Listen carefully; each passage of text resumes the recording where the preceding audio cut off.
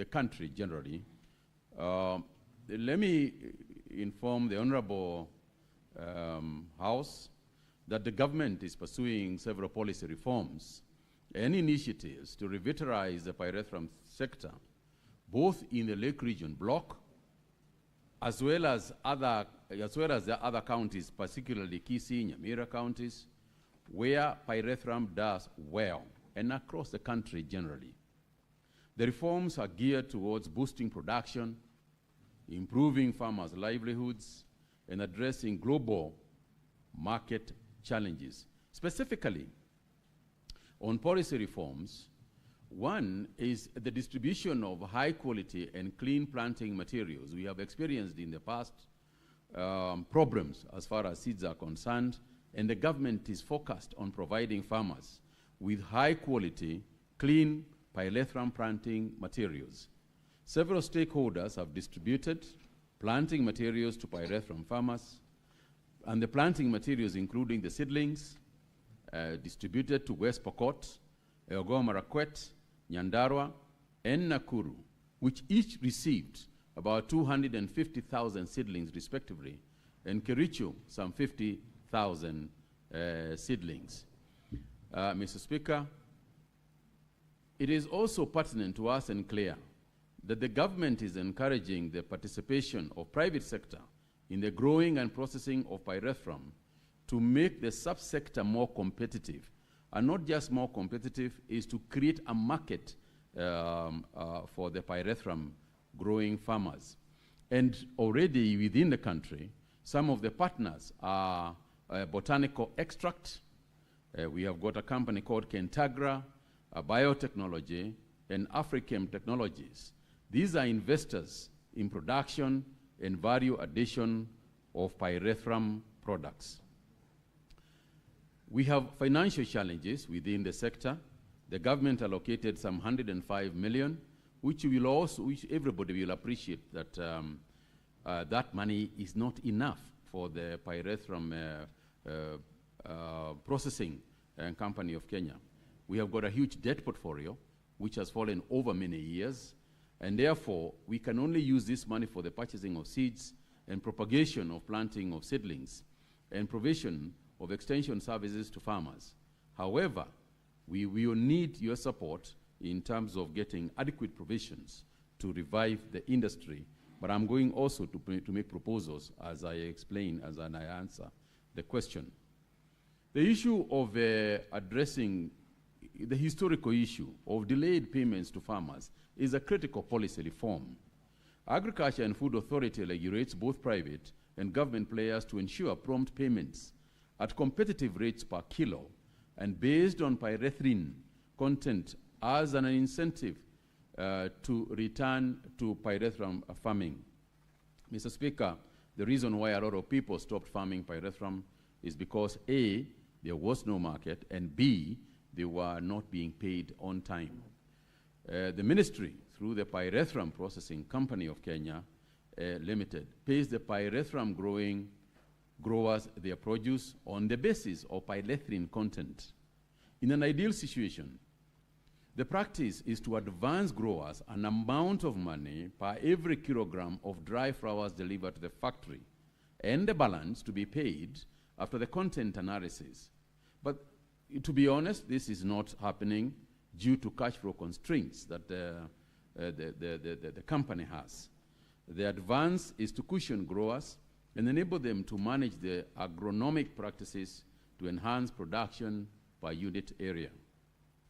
And just, Mr. Speaker, with the document that we have given a pricing, the pyrethrum producer price schedule, which is attached to my answer there. I don't know whether you want me to go through the whole...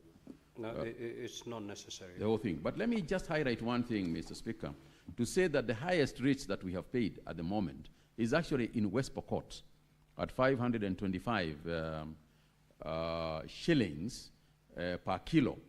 And the reason why West Pokot is earning very high rates is because the pyrethrin content within the pyrethrum grown in West Pokot is actually the highest in the country at the moment.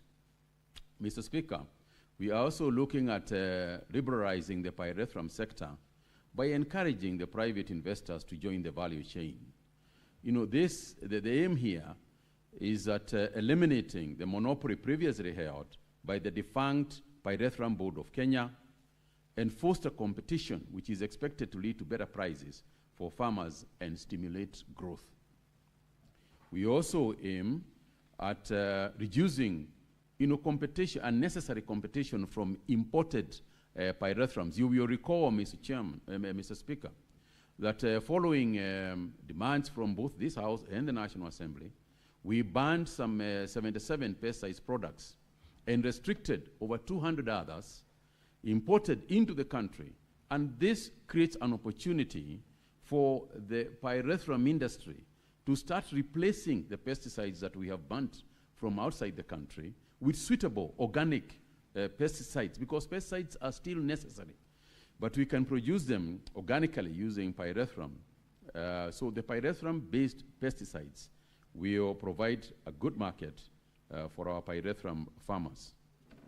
Mr. Speaker, it is also important for us as a government, and we are encouraging the adoption of modern technologies like solar dryers for post-harvest management to reduce losses. And this has supported the counties with a total of 72 solar dryers.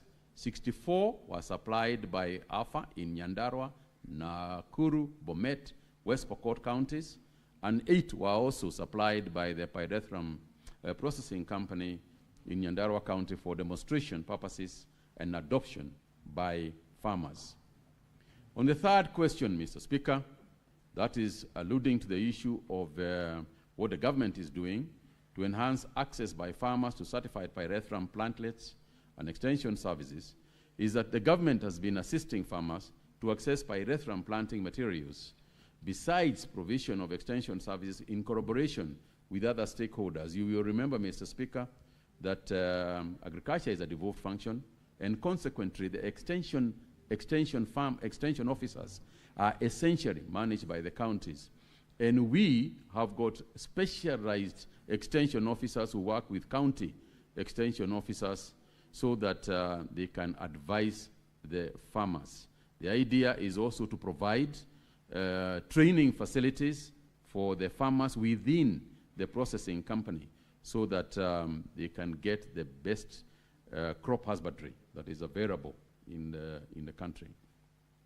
And on the planting materials, Mr. Speaker, the ministry, through the Pyrethrum Processing Company of Kenya, propagates clean planting materials in 2 areas, that is in Muguga and Molo tissue culture laboratories through tissue culture technologies. We also distribute clean materials. The Ministry of Agriculture has also distributed standard pyrethrum planting materials to farmers, as alluded to earlier. The issue of extension services is crucial, not just for the pyrethrum growing, but also for all other crops. And this is one of the issues that we have to work very closely with the county governments to provide extension officers. I think, Mr. Speaker, it is also important for us to say at this point that for a long time, the definition of an extension officer has been vague and undefined. And one of the efforts that we are putting forward is that this is a certification of extension officers. Those people qualified to be extension officers should be people who are certified by the Kenya Agricultural Colleges, so that they have got certificates that qualify them as extension officers. By so doing, we will make sure that there is a standard in the country for extension officers, including the ones for pyrethrum. And in the last question, Mr. Speaker, in the issue of the details, to provide the details on the initiatives by the government to secure guaranteed foreign markets, Mr. Speaker, I found several issues within the ministry and within this sector. And to be honest, Mr. Speaker, this has been a very challenging and sometimes frustrating area to deal with in terms of the foreign markets, even though we are exporting. And I will explain why I have said, I've made that statement. The draft crop pyrethrum regulations 2024 under development will provide a framework for the pyrethrum sector, including the requirements for nurseries, processors, and exporters. 2, Mr. Speaker, the pyrethrum products market is segmented, and let me explain this. The US market requires a generation of critical toxicology and efficacy data required by the US regulatory agency, i.e., the Environmental Protection Agency, EPA. The Pyrethrum Processing Company of Kenya is a member of the Pyrethrum Joint Venture, a consortium that includes major stakeholders in the global pyrethrum industry. The government has put in efforts to renew its registrations to EPA. Mr. Speaker, this is important for me. That is a very pregnant statement in terms of our effort to renew, because it elapsed.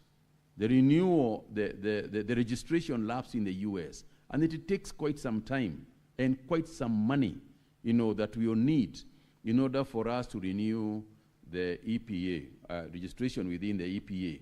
And only after registration with the EPA, unfortunately for us, it is renewal, not new registration, because the new registration would almost take 2 years. So we are renewing that, and we are putting effort to do so. We have already got somebody, an agent, who is working on doing so. In the European Union, pyrethrum is regulated under the biocidal product regulation, and the registration is coordinated through the European Chemical Agency, what they call ECHA.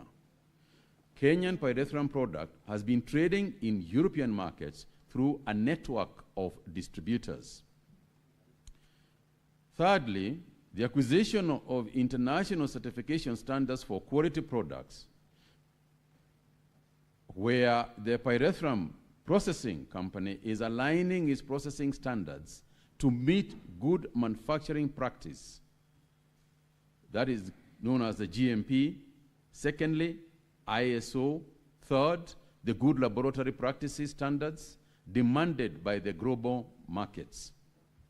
In terms of enhancing value addition and agro-processing, the government, through the same institution, has invested significantly in agro-processing to enhance value addition to pyrethrum products. You will recall, Mr. Speaker, that we have got a new plant in Nakuru, which unfortunately has never been commissioned as a result of a lack of proper management and also a lack of enough pyrethrum within the country. So these efforts have led to the registration and commercialization of 7 pyrethrum-based products targeting pests in animal health, public health, agriculture, commercial, and industrial sectors.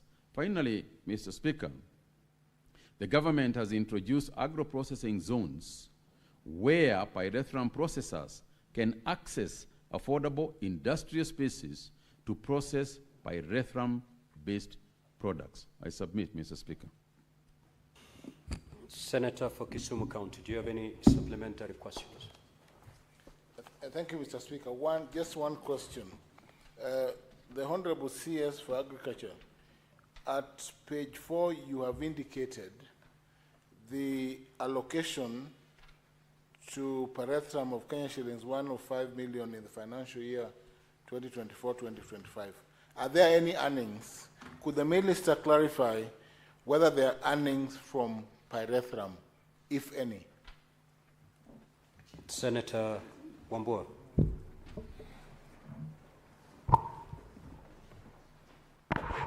Thank you, Mr. Speaker. Yes, just take a couple of questions. Okay, and you okay, can thank respond to them at once. No, Mr. Speaker, I was shocked. I thought we have another Senator Wambua here.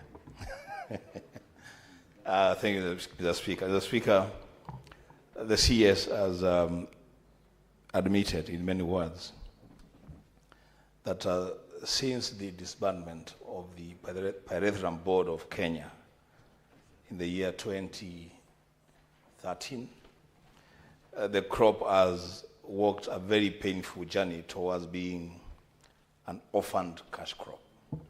The Speaker, he has also admitted that there is global demand for natural insecticides, and pyrethrum would really fit that bill. So, Speaker, I want to know what percentage of the ministry budget has been allocated to research and development of the pyrethrum subsector in view of the demands of the global market for the crop. I thank you, Mr. Speaker. Senator Mbugua. Thank you, Mr. Speaker. Bona Cabinet Secretary, in the year 2021, the Cabinet then approved the sale of assets of Pyrethrum Board of Kenya to settle debts owed to pyrethrum farmers. Would you tell this House the specific assets which were sold, how much was raised, and how much is being owed to pyrethrum farmers at the moment? Thank you. Senator Maanzo. Thank you, Mr. Speaker. Mr. Speaker, bearing in mind that the world now is going organic, and organic insecticides are very popular and on demand in the world now, what programs does the Cabinet Secretary have for the future so that we may capture this market and make sure that pyrethrum is back on track, no more debts, and we are able to make profits worldwide? Thank you, Mr. Speaker. Senator Eddie Okech. Thank you, Mr. Speaker. Waziri has indicated that Homa Bay has got no good climatic conditions for growing pyrethrum. Mr. Speaker, I wanted to know from Waziri, is there a policy position to that effect? Because the national government is charged with making policy on some of these devolved government functions. Is there that policy that has been established to that effect, and has that policy been communicated to counties? Because the purpose for that question is, we have seen Homa Bay County budget lines having pyrethrum as a cornerstone for agriculture in that area. Even in Migori County, there has been indication for growing pyrethrum. Could there be a possibility that there is a conduit of loss of money by our counties if there is no policy position? So is there a policy position that has been communicated to counties with regards to that answer, Mr. Speaker? Honorable CS, you have 4 minutes to respond to those supplementary questions. Thank you, Mr. Speaker. Mr. Speaker, on the issue of the earnings, that there are some earnings that we do get from selling the products that the company has been making. But given the budgetary requirements, this is not enough. The company has been earning about 35 million shillings per year.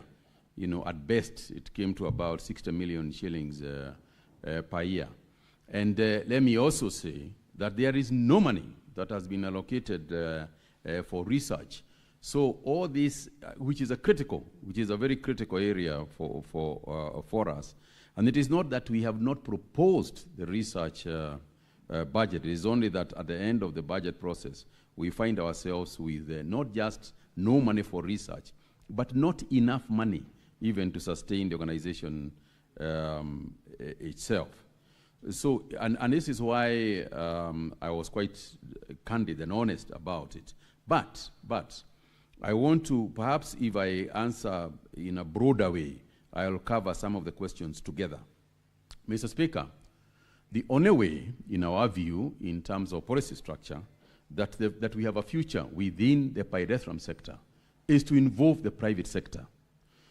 And the way that we propose is there is a CAB memo at the moment, which I have done, and we are working with Treasury on this one, to see whether we can go into leasing of the pyrethrum processing company of Kenya. Indeed, Mr. Speaker, this idea came from the employees themselves who actually sent a memo to me to ask me whether this is possible, and I agree that this is the way forward. If you look at the privately licensed or the private organizations in the country, they are managing to survive.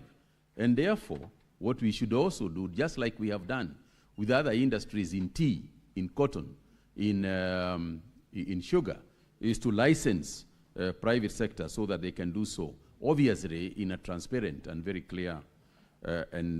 clear manner.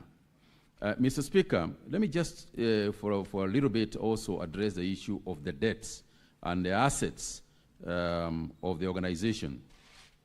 Mr. Speaker, farmers themselves are owed only about 10 million shillings, which is essentially the payments from August, November, August, September, and October, which we have not managed to pay, but which we are going to pay. But that's not the main beef. The main challenge, Mr. Speaker, is that the debt portfolio of the organization, and that also comes back to the question that was asked about what we are doing about the debt. The debt portfolio of the organization is some 3.5 billion.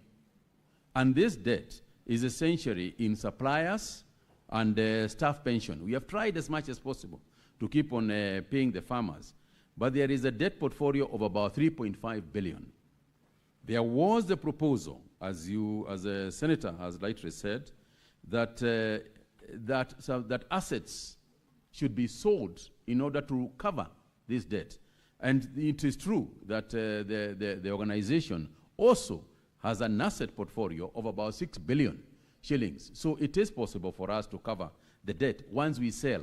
But the process of doing so hit a problem at some point. And then the movement from the original company to this organization, the transition period, the valuation of those assets, and so on and so forth, delayed everything about the sale of the assets. So to date, we have not sold any of the assets. And of course, once the cabinet agrees that we license the organization, we will need to go through the entire valuation of the assets again. So because the valuation that we have is a valuation that was done at that time. So, Mr. Speaker, the idea of settling the debts via the sale of some of the assets is still what we intend to do, because there is no other way. And indeed, for us to make it viable for licensing, it is necessary that we settle the debts. Nobody in their right minds, no businessman, is going to come up and say that they want an organization that is in the red to the tune of 3.5 billion. So we need to clean up our balance sheet as we move forward towards the licensing regime. On Homa Bay, the guiding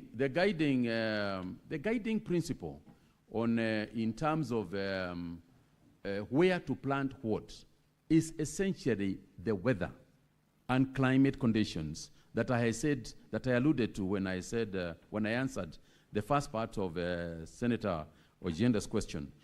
This is what guides the policy framework. You cannot decide that you want pyrethrum to grow pyrethrum in an area where the climatic conditions do not do so. There are some spots. There are some spots within Homa Bay, some hilly spots that there is experimenting going on to see whether indeed it is possible to grow pyrethrum there. But largely, this is not going to be a big crop in the Homa Bay area simply because of the climatic conditions. There are other crops like palm oil that are very, very suitable, for Homa Bay. And indeed, we are in engagements with the county government regarding how we can support the production of palm oil, which perhaps will be the premier crop in that county in the future.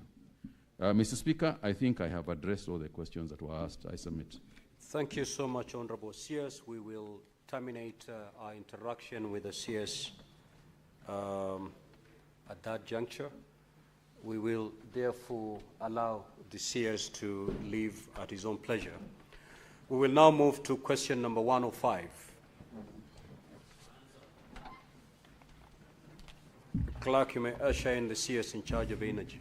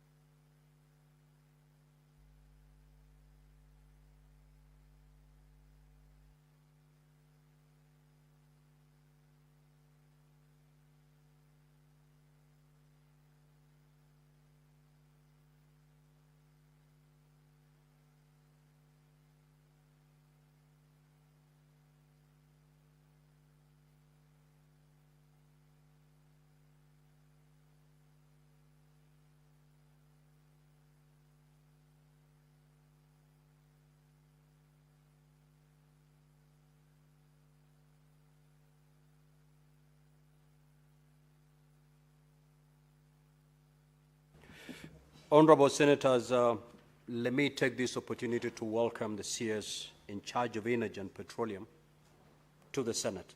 Now, Honorable CS, you are before the Senate for purposes of responding to question number 105 and 123. Now, Honorable Senators, these two questions will be allocated 40 minutes, meaning 20 minutes per question. And therefore, we will start with question number 105 and terminate at 10:44. And thereafter, we'll proceed to question number 123 to terminate at 11:05. I will therefore call upon the Senator from Makueni County to proceed and ask question number 105. Thank you, Mr. Speaker. Mr. Speaker, could the Cabinet Secretary provide a list of the rural electrification projects initiated by the national government in Makueni County in the years 2022, 2023, 2023, 2024, and 2024-2025 financial years, and provide a status update on each? B, what steps has the Ministry of Energy and Petroleum taken to accelerate the implementation of the rural electrification projects in Makueni County and other counties where electricity access remains below 35%? C, what initiatives in the government implementing to promote the adoption of solar power and other off-grid renewable energy solutions among residents of Makueni County and other arid and semi-arid areas? Finally, Mr. Speaker, D, could the Cabinet Secretary also outline the government's plan to harness solar and wind energy for electrification generation and integration into the national grid, particularly in Makueni County and other arid and semi-arid areas? I thank you, Mr. Speaker. Honorable CS, you may proceed to respond. Thank you very much, the Honorable Speaker. I wish to respond or to answer the question number 105, and to put it in context, Honorable Speaker, the national government, under the guidance and leadership of His Excellency President William Ruto, is implementing a robust and elaborate program to extend electricity to every corner of this country, without exception, as I will demonstrate shortly. As a matter of fact, Honorable Speaker, from August 2022 to now, more than 1.2 million additional households countrywide have been connected to electricity. Makueni, of course, being part of that package. Honorable Speaker, during the financial years 2023, 2022-23, 23-24, and 24-25, the government has been able to allocate some Kenya shillings 2.03 billion for Makueni County under the last mile electricity projects, targeting some 18,320 households. A total cost of Kenya shillings 882,581,888 has been committed through REREC for implementation of some 139 projects.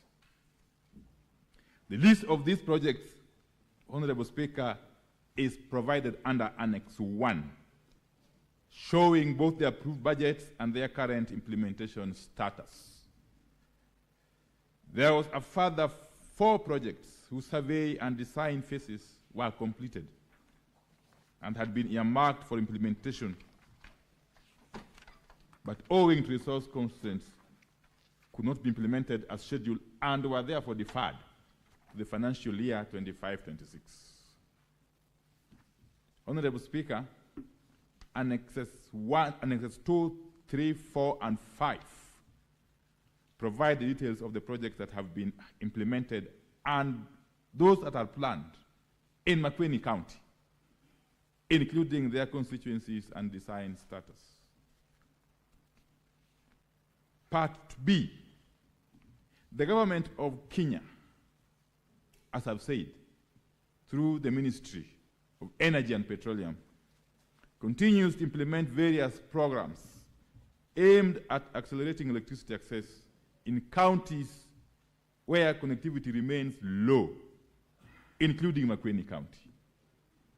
To address funding constraints and expand rural electrification coverage, the government is pursuing additional financing from development partners to scale up ongoing initiatives under the Last Mile Connectivity Project and other complementary programs. In particular, the African Development Bank financed Last Mile Connectivity Project Phase 3, which is currently under procurement, targets some 35 counties across the country, focusing on areas with low connection levels. Under this program, Honorable Speaker, McQueen County has been allocated approximately Kenya shillings 185 million, which will facilitate the construction of new low voltage distribution networks and transformer installations to connect hundreds of households. The ministry is also working closely with the Kenya Power and REREC to optimize available resources, rationalize existing infrastructure, and implement grid intensification and extension works to ensure equitable access across all counties. Honorable Speaker, the table that follows, of course, shows the summary of the last mile connectivity projects in McQueen County, with the amounts and the respective number of households. Part C, Honorable Speaker. The government of Kenya, through the Ministry of Energy and Petroleum, in collaboration with development partners such as the World Bank, is implementing several initiatives to promote the adoption of solar and other off-grid renewable energy solutions among residents in arid and semi-arid regions.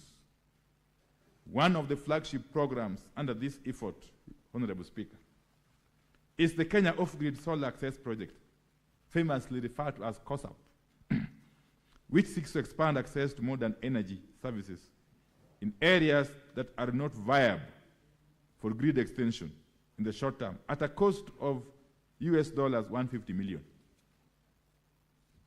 The project targets 14 undeserved counties, as I've said. And these counties are Garissa, Isiolo, Kilifi, Kwale, Lamu, Mandera, Marsabit, Samburu, Tana River, Turkana, Wajir, West Pokot, Narok, and Taita Taveta. The objective of COSAP is to provide renewable energy access to approximately 37,107 households and 343 public facilities, including schools, health centers, and administrative offices, through solar mini-grids, standalone solar systems, and clean cooking solutions. Although, Honorable Speaker, McQueen County is not among the 14 counties targeted under the initial COSAP phase, the government continues to explore the expansion of similar off-grid renewable energy interventions to other counties with low access levels. In parallel, REREC is also implementing standalone solar systems and mini-grid projects across non-grid areas, complementing national electrification efforts. These initiatives collectively contribute to the realization of universal electricity access by the year 2030, as outlined in the Kenya National Electrification Strategy. Part D, Honorable Speaker, the aim of the ministry is to diversify the country's energy mix to ensure that we meet the rising demand for electricity. The current energy mix, Honorable Speaker, is as contained in the table that follows. I note, Honorable Speaker, that there are future possibilities based on the available information to tap into available renewable energy resources, in particular solar and wind, which I note is available in Makueni and various other areas in the country, and the ministry is in the process of exploiting the same. Secondly, Honorable Speaker, the ministry is transitioning to renewable energy auctions that will encourage the private sector to invest more into solar and wind resources and sell their power at competitive prices. These initiatives will ensure that we harness more power from solar and wind and diversify our energy mix. Honorable Speaker, let me hasten to add that finally the National Assembly, which is part of this parliament, has lifted the moratorium that was imposed by the same house some time back. And therefore, as a ministry and our respective implementing agency, that is Kenya Power, we are now more than free to engage in negotiations with the prospective independent power producers. This will go a long way in addressing the shortfall and indeed to attract more investments locally and foreign. Thank you, Honorable Speaker. Honorable Manzo, do you have any supplementary questions? Yes, Mr. Speaker. I want to thank the Cabinet Secretary for the effort he has made, and he has clearly indicated that Makueni County doesn't have a budget on part of the solar powering. Recently, Mr. Speaker, the President, while in Qatar, talked about power rationing, and I believe this was with the advice of the Cabinet Secretary. Could he highlight, and when this power rationing happens, when will the people of Makueni be in a blackout so that we can plan ourselves much earlier, Mr. Speaker? Honorable Sears, just wait for a couple of questions, then you can respond to them at once. The Senator for Nairobi City County, Senator Edwin Sifuna.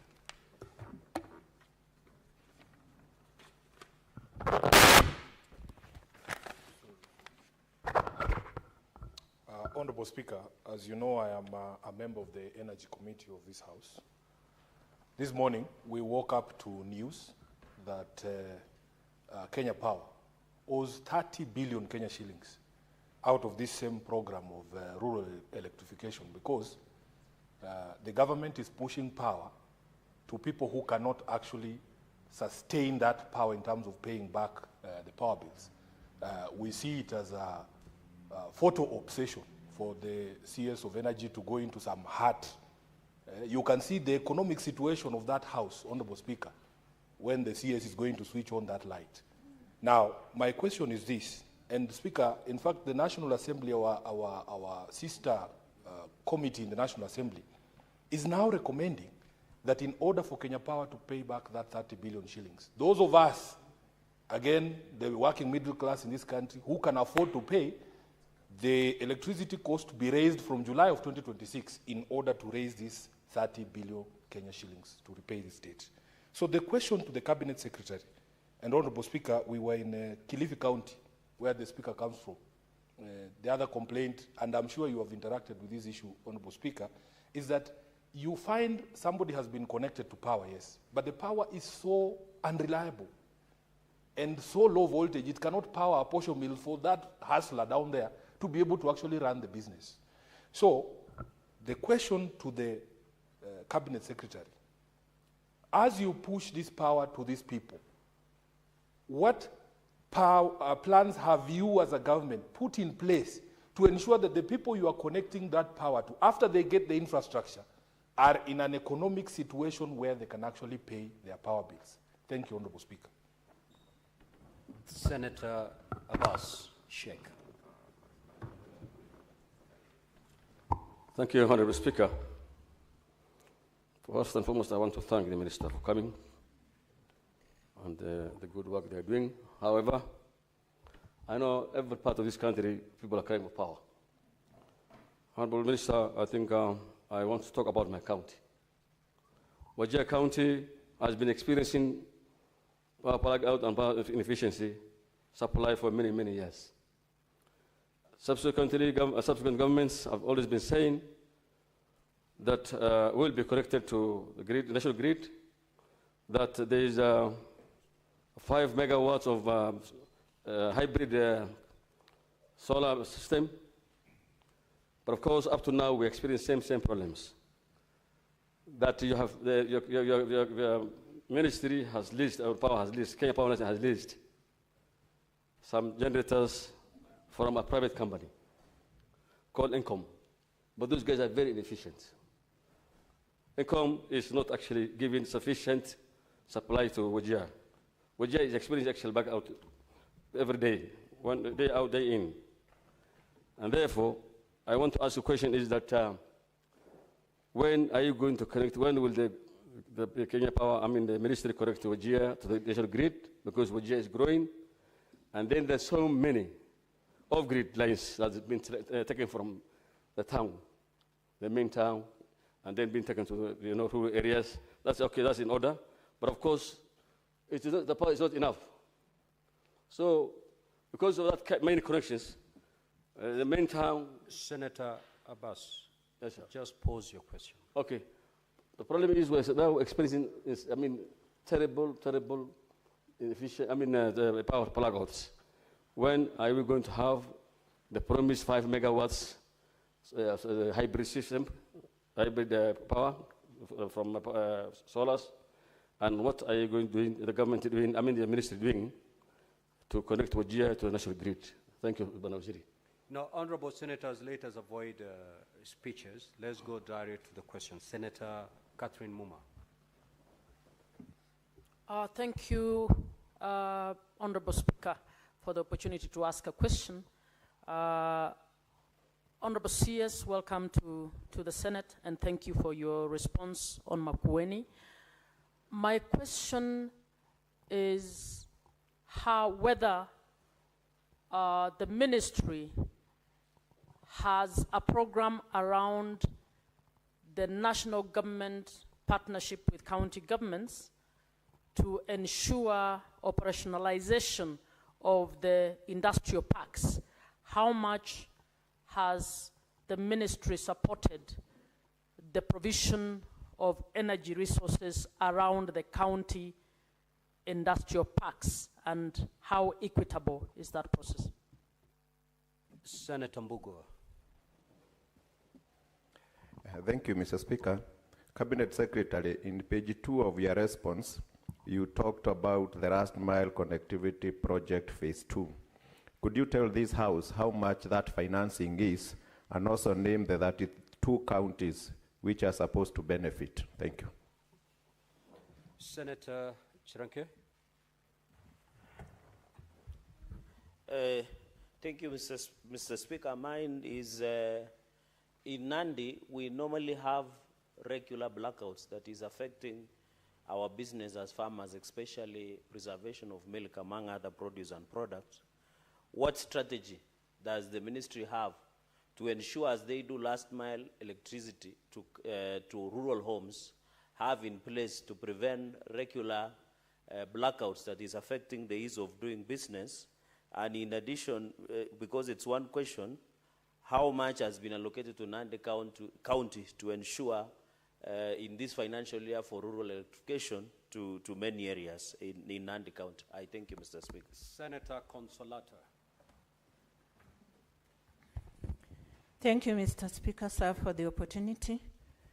Bwana CS, thank you very much for your presentation. My question is based on what mechanisms of sustainability have you put in place to maintain and sustain these gadgets?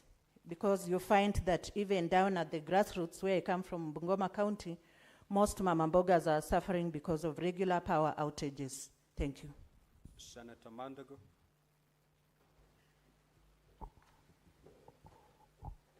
Thank you very much, Honorable Speaker. Honorable Speaker, I just want to ask the Cabinet Secretary, what is he doing to ensure that the cost of the projects they are procuring particularly in Kentraco, are the actual market costs and not inflated costs? And what are you going to do to resolve the matter that has been hanging around between the court and Kenya Power about the meters that is affecting the connections of rural projects? What are you going to do to address the conflict of interest in those who are involved in that matter? Thank you very much. Now, Honorable CS, you may proceed to respond. You have 5 minutes to do so. 5 minutes. Thank you very much, Honorable Speaker. Yes, as I had said earlier on, Honorable Speaker, we continue to support initiatives to generate more power, especially from the renewable energy sources, that is, of course, including solar and wind power. And it must also be pointed out, Honorable Speaker, that investment in power generation is invariably by the private sector. Yeah, and therefore, the private sector, upon its evaluation and based on clear feasibility study, then makes a decision with the support of the government to implement these projects. And therefore, Makueni County is definitely a candidate for such projects in the fullness of time. Honorable Speaker, the 30 or so billion shillings owed to Kenya Power is not on account of non-payment of bills. This is basically money that is owed to Kenya Power by REREC for the purpose of for maintenance of lines.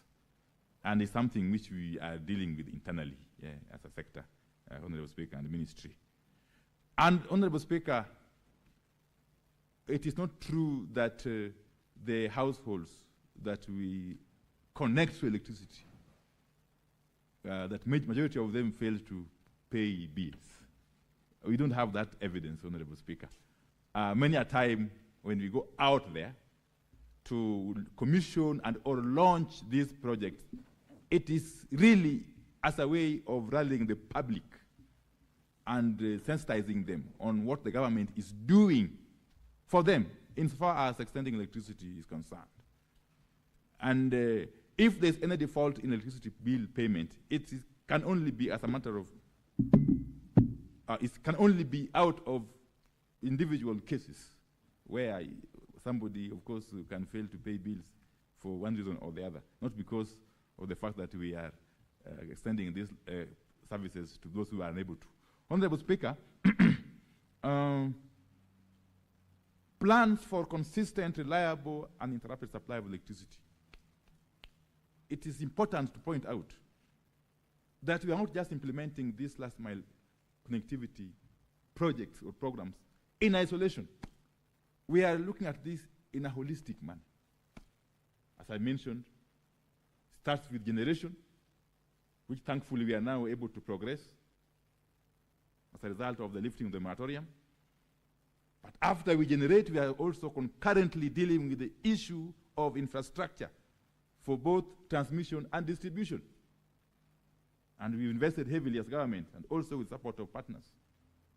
Yes, through REREC, through Kenya Power, and through Ketraco. And of course, finally, Honorable Speaker, is the last mile. And therefore, you must look at all this in totality. And all these contribute eventually to a supply which is reliable, consistent, uninterrupted, and more importantly, cost-effective. Honorable Speaker, Wajir County, we have been in touch with the leadership of Wajir County and working very closely with them. We know there have been challenges, especially Wajir Town, as a result of a breakdown in one or two generators that supply that town. I have personally, we've been in touch with the Governor Ahmed Abdullahi and my good friend, the Honorable Member for Wajir East, Honorable Daudi. And we have worked very closely, and I'm happy to report that the restoration of power to normalcy in Wajir town and environs is almost complete. But more importantly, Honorable Speaker, we have got in plans a robust and what I would say transformative project that is going to ensure that we have got a hybrid system in Wajir town, okay? A hybrid system, Honorable Speaker, that will supply some 6 megawatts of electricity to Wajir town and environs, which is comprising of a solar PV and a battery storage system, to the tune of almost 2.8 billion shillings. Almost 2.8 billion shillings. This is a project that we are keen as a ministry to implement successfully, and we are hopeful that come sometime November, December next year, this project will be complete and commissioned. And this is going to address in totality and with finality the issue of power in Wajir town and environs, and indeed, many parts of Wajir County. I must thank the leadership of Wajir County for working very closely with us as a ministry. Honorable Speaker, as a ministry and through our relevant agencies, we continue to support county governments on a case-by-case basis. These county industrial parks, you know, there are different stages of implementation or development. And therefore, if and when they get completed, we come in very, very fast and support them through Kenya Power.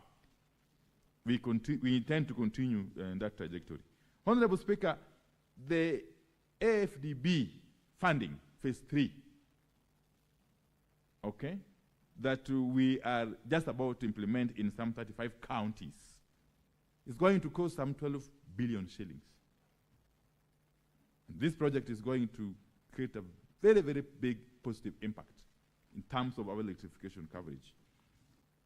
Honorable Speaker, blackouts in Nandi County must be looked at in the context of the national outlook. Honorable Speaker, I'm very happy to report, and this is something which is evident, that for some time now, we have almost reduced to 0 cases of national blackouts. I'm sure honorable members and honorable Speaker, and members will agree with me that it's long since we had an episode of national blackout. But for the localized blackouts, if and when they occur, we have put in place elaborate systems and mechanisms to ensure that the response time is as short as possible, and that electricity is restored the soonest possible once these blackouts occur. But these localized blackouts, Honorable Speaker, can be attributed to very many factors, but chief of which is the vegetative growth, the trees that sprout and grow along the way leaves. We have worked closely with Kenya Power, and in the past few months, a lot of efforts have been put in terms of cutting down these trees, and this has reduced significantly the number of blackouts. And where the localized blackout is as a result of constraint in the supply, of course, I've said we are implementing a very comprehensive project to ensure that we have got adequate supply in the grid going forward. And this, of course, deals with the issue of Bungoma County and many other places. Honorable Speaker, the question by Honorable Senator Mandago, of course, it's not specific in terms of the cost of procurement by Ketraco, but I must report to the House, Honorable Speaker, that as a ministry and working closely with our entities, we want to ensure and strive to ensure that there is cost, this value, in every procurement project, Honorable Speaker. There is no problem so far on the matter of meters procurement by Kenya Power. Any small hitches that were there have been resolved, and Kenya Power is on course to have these meters in stores for use by Kenyans, Honorable Speaker. Thank you. Nandi County, of course, has been allocated. You've responded to Nandi County. That's been allocated 1.349 billion shillings, which is under implementation. And this is going to connect some 19,000 households, additional, Honorable Speaker, in Nandi County. Thank you. Thank you, Honorable CS. We will now move to question number 123 by Senator for Tharaka Nithi County, the Honorable Mwenda Gataya. Now, this question will take us to 11:14. Honorable Senator, you may proceed to ask your question. Thank you, Honorable Speaker. Thank you. Honorable Speaker, thank you for this opportunity. Honorable Speaker, I would request to know from the Honorable Waziri what specific measures is the government taking to address the frequent power outages affecting Tharaka University in Tharaka Nithi County and its environs. But to Honorable Speaker, could the Cabinet Secretary also outline the Ministry's long-term plan to improve power supply infrastructure and ensure progressive realization of universal electricity connectivity in the specified area, as well as across Tharaka Nithi County, and indicate the projected timeline for its implementation? Thank you. Honorable CS, you may now respond. Thank you very much, Honorable Speaker. I proceed to answer question 123. And I'm also, Speaker, from the outset happy to report that I have had a chance to visit Tharaka Nithi County. Specifically in July, I was in Tharaka constituency and did extensive tour to inspect the ongoing works in so far as electrification